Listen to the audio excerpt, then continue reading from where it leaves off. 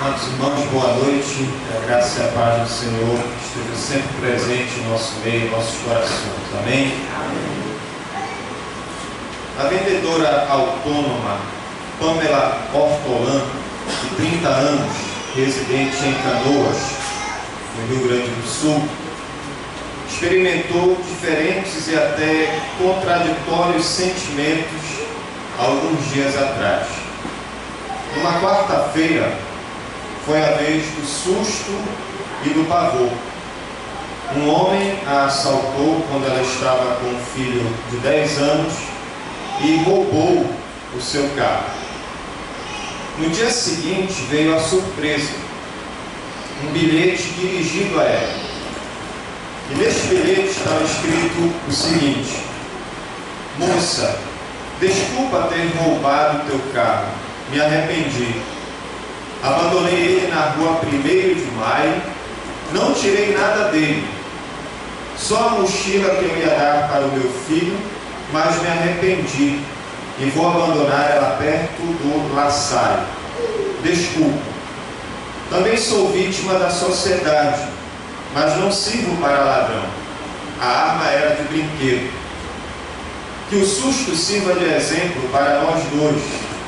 Para mim também não foi fácil. Vou continuar procurando emprego. Nunca deixe a chave na ignição. Você é muito linda e desculpe pelo que fiz você passar. Aí ele ainda colocou uma observação: a bolsa eu deixei você levar na hora.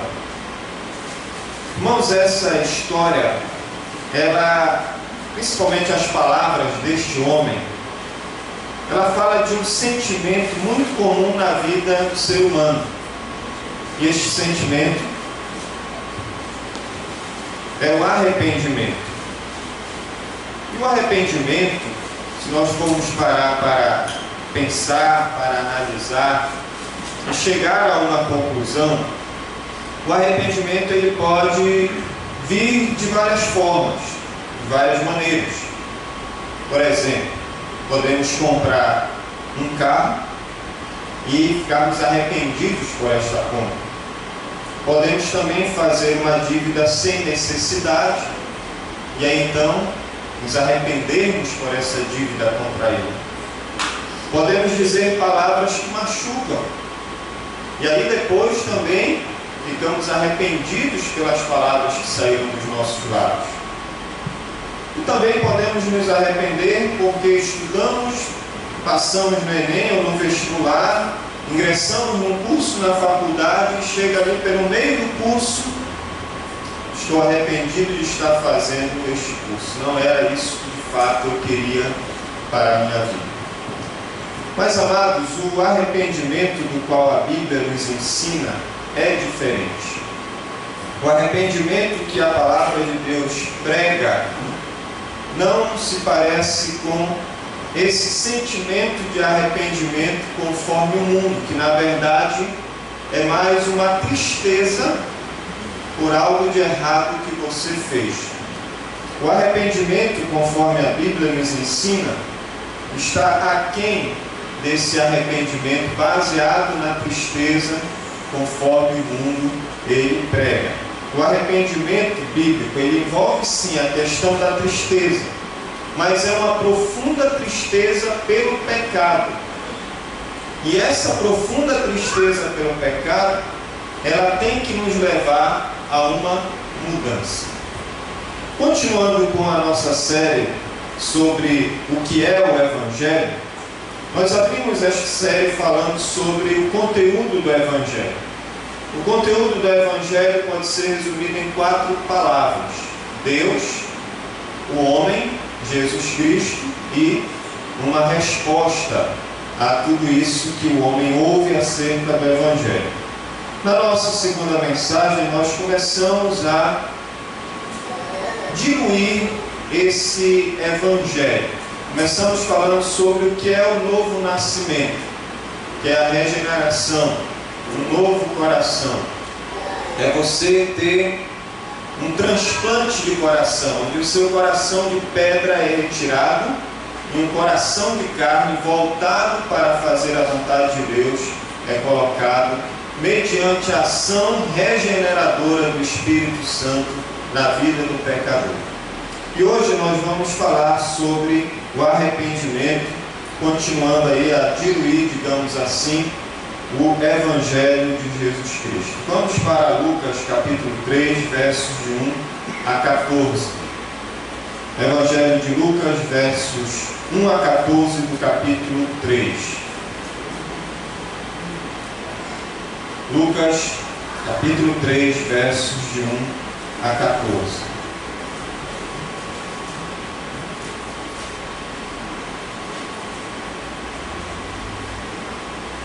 Lucas 3, de 1 a 14, a palavra do Senhor nos diz assim: No 15º ano do reinado de Tibério César, sendo Pôncio Pilatos governador da Judéia, Herodes tetrarca da Galileia, seu irmão Filipe, tetrarca da região da Itureia e Traconite, e Lisânias, tetrarca de Abilene, sendo sumos sacerdotes Anás e Caifás, veio a palavra de Deus a João, filho de Zacarias, no deserto.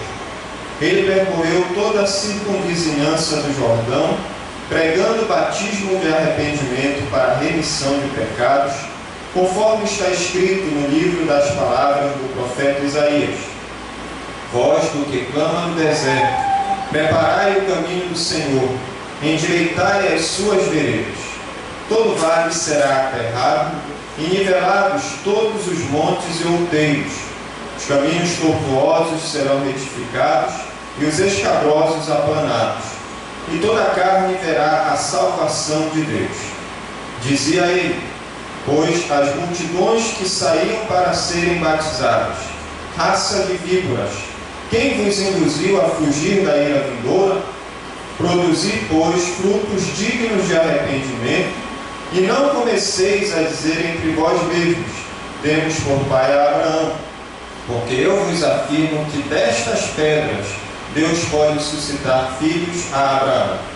E também já está posto o machado à raiz das árvores.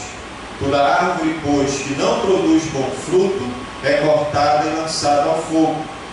Então as multidões o interrogavam, dizendo: Que havemos, pois, de fazer? Respondeu-lhes: Quem tiver 2 túnicas, reparta com quem não tem. E quem tiver comida, faça o mesmo. Foram também publicanos para serem batizados e perguntaram-lhe: Mestre, que havemos de fazer? Respondeu-lhes: Não cobreis mais do que o estipulado. Também soldados lhe perguntaram: E nós, que faremos? E ele lhes disse: A ninguém maltrateis, não deis denúncia falsa, e contentai-vos com o vosso solo.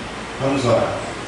Mais uma vez, Senhor, nós clamamos a Ti o Teu auxílio, a Tua ajuda, para que mediante, ó Deus, a ação do Teu Espírito Santo, nós possamos ver claramente a mensagem que o Senhor tem para nos trazer nesta noite. Nós queremos, ó Deus, receber esta mensagem. Queremos que ela nos transforme, que ela nos edifique.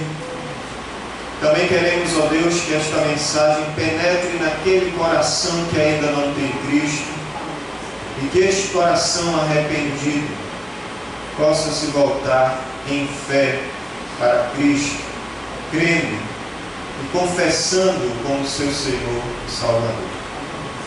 Ó Deus, nos ajuda, nos auxilia, Pai, na exposição da Tua palavra. Em nome de Jesus. Amém.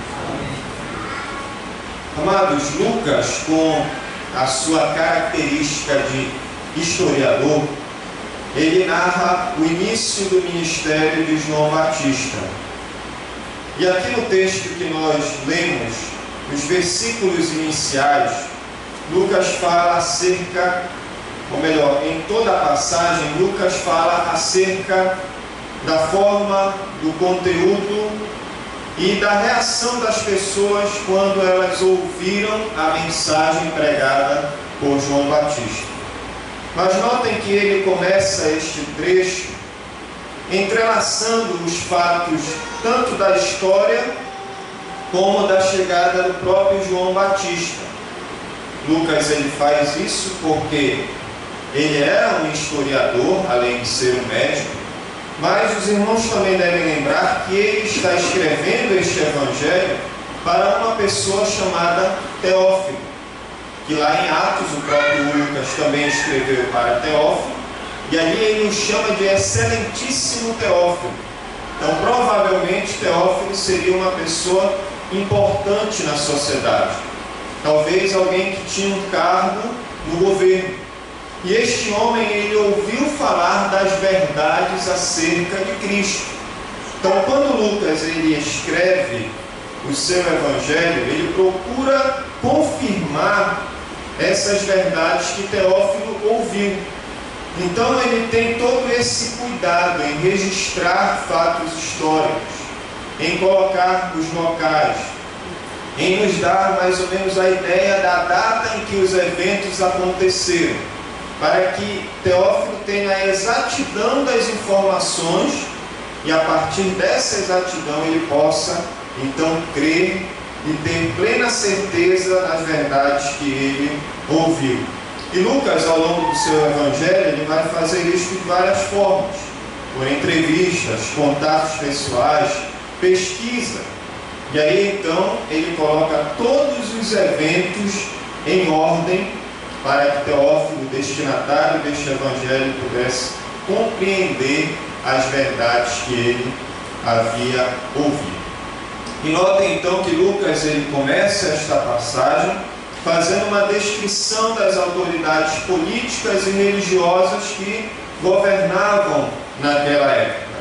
Você nota aí o nome de várias pessoas das regiões, inclusive dos sacerdotes que estavam ali à frente da questão religiosa naquela época, Anás e Caifás.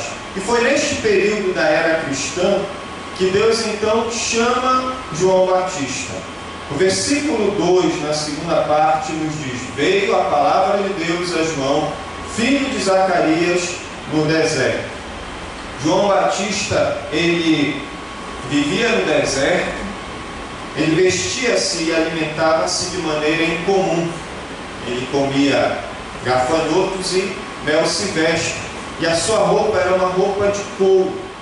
E a maneira como ele se vestia e a sua forma de se alimentar levava o povo a pensar em Elias. Eles lembravam de Elias, e muitos, inclusive lá em Mateus 3,4, vão pensar que o aparecimento de João Batista era a chegada de Elias, por causa da semelhança, tanto com a maneira de se vestir, com a maneira também de se alimentar. Mas, irmãos, fato é que depois de 400 anos de silêncio, estando Jesus ali por volta dos seus 30 anos, isso no ano 4 da era cristã, a profecia de Isaías, ela veio a se cumprir. A profecia que foi dada 700 anos antes pelo profeta Isaías, ela agora está se cumprindo. João Batista vem e começa a realizar a sua missão. E Lucas, ele nos mostra, citando o próprio Isaías no capítulo 40, versículos 3 a 5, qual era a missão que João Batista estava incumbido de realizar.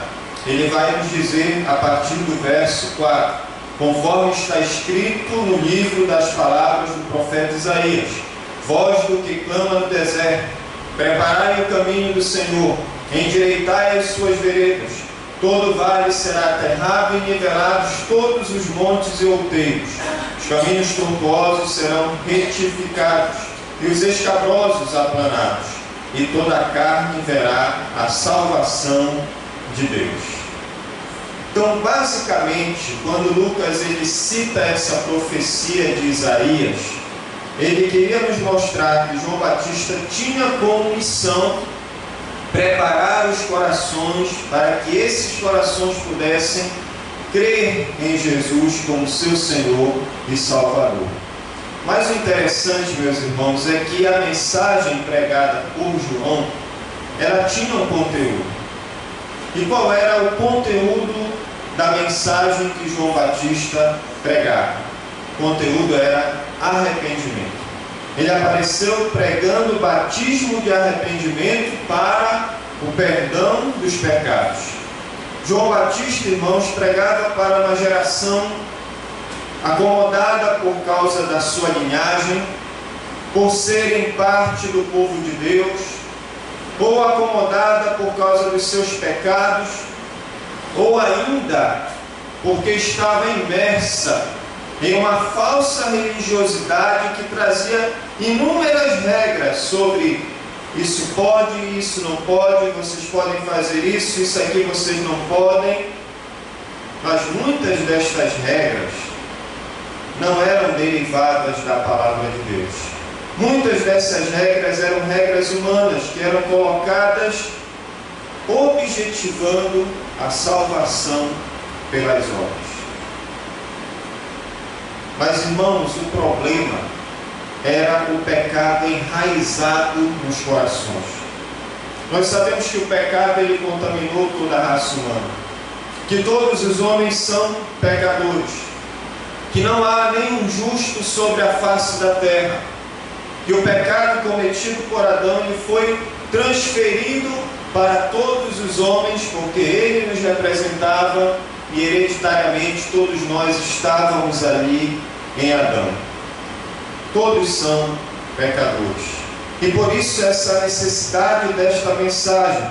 E o texto nos diz aqui no versículo 3 que João Batista, ele percorria toda a circunvizinhança do Jordão, pregando o batismo de arrependimento. Não quero que os irmãos entendam que este batismo aqui seria necessário para a salvação. O batismo neste sentido não tem nada a ver com a salvação. O batismo, na verdade, era, como até hoje é, um sinal, um testemunho público da transformação do coração. O arrependimento, irmãos, ele vem antes do batismo. Hoje pela manhã nós estávamos estudando sobre a conversão do eunuco, lá em Atos, no capítulo 8. E ali nós vemos que primeiramente ele ouviu a palavra de Deus, não foi? Ele, subentendido no texto, se arrependeu, creu, confessou a Cristo, e depois de tudo isso, o que foi que aconteceu? Ele desceu às águas e foi batizado. Publicamente ele testemunhou a transformação que o Espírito Santo operou no seu coração. Então o arrependimento ele vem antes do batismo. O batismo é apenas uma evidência pública do arrependimento que acontece na vida do pecador. Mas, irmãos, o que de fato vem a ser o arrependimento? O arrependimento, meus irmãos, é uma profunda convicção de pecado. O arrependimento é uma mudança de rumo. E o arrependimento também é um exercício da fé. É aquela ilustração da moeda. De um lado você tem o arrependimento e do outro a fé. E notem que quando nós olhamos para o Antigo Testamento, nós vamos perceber que todos os profetas do Antigo Testamento, eles traziam uma mensagem que tinha o seguinte conteúdo: juízo e arrependimento. Juízo e a salvação de Deus para aqueles que se arrependessem. E quando o Senhor Jesus ele iniciou o seu ministério, logo depois que João Batista foi preso, a sua mensagem ela não mudou. O conteúdo da mensagem de Jesus era o mesmo: arrependimento. Lá em Mateus 4, versículo 13, versículo 17, no capítulo 9, versos 13, você vai ler ali e vai dizer o seguinte: daí por diante, passou Jesus a pregar e a dizer: arrependei-vos, porque está próximo o reino dos céus, pois não vim chamar justos, e sim pecadores ao arrependimento. Então, meus irmãos, a mensagem preliminar, tanto pregada por João Batista como pelo próprio Senhor Jesus, e depois também enfatizada pelos apóstolos, como nós podemos perceber em Atos 2, 37, 38, 17, 30, 20, 21, era uma só: arrependimento. E por que, irmãos, João Batista, Jesus, Pedro, Paulo, os profetas do Antigo Testamento, eles pregaram sobre a chamada ao arrependimento? Meus irmãos, pregar sobre o arrependimento, falar sobre este assunto, contém a visualização da nossa culpa, da nossa pecaminosidade. Um evangelho que não prega sobre o fato de que você é um culpado, que o seu pecado te afasta de Deus, que o teu pecado te coloca debaixo da ira de Deus e que o teu pecado ele vai te condenar eternamente ao inferno. Se esse evangelho não enfatiza isto, é um evangelho deficiente. É um evangelho que deixa de trazer no seu conteúdo a mensagem que Jesus Cristo pregou. Muitas pessoas caminham nessa vida como se não tivessem responsabilidade nenhuma diante daquele que os criou, como se o pecado não ofendesse a santidade de Deus, como se não tivéssemos necessidade de perceber os nossos pecados. E isso nós não percebemos só na vida de muitas pessoas, mas nós percebemos até mesmo dentro do meio evangélico. Há muitas pregações, há muitas igrejas que não enfatizam o arrependimento. Mas vejam que a pregação de Jesus, de João Batista, dos apóstolos, de Paulo, sempre envolveu o arrependimento. Mas, irmãos, o arrependimento, ele também vai além da convicção de pecado e do peso da culpa. Arrependimento, meus irmãos, é aquela obra operada pelo Espírito Santo de Deus, mudando a nossa direção, os nossos procedimentos, os nossos caminhos. Arrependimento é passar por um estado de inimizade para com Deus, para um estado de filhos de Deus, por meio do poder do Espírito Santo. E como eu disse, arrependimento é um exercício da fé. É apenas crendo na obra de Cristo que nós podemos nos livrar da condenação dos nossos pecados. Esse arrependimento, ele modifica o caráter do homem como um todo. Como disse o Dr. Martin Lloyd Jones, o arrependimento indica que você percebeu que é pecaminoso, culpado e vil na presença de Deus, que merece somente a ira e a punição imposta pelo Senhor Deus, e que está se encaminhando diretamente para o inferno. Significa que você começou a perceber que algo denominado pecado está em você, e que você anela por livrar-se dele, e que você volta as costas ao pecado em todas as suas formas e variedades. Você renuncia ao mundo a qualquer custo, ao mundo em sua mentalidade e perspectivas, bem como em suas práticas. E você também se nega a si mesmo, toma a sua cruz e põe-se a seguir a Cristo. Isso é arrependimento.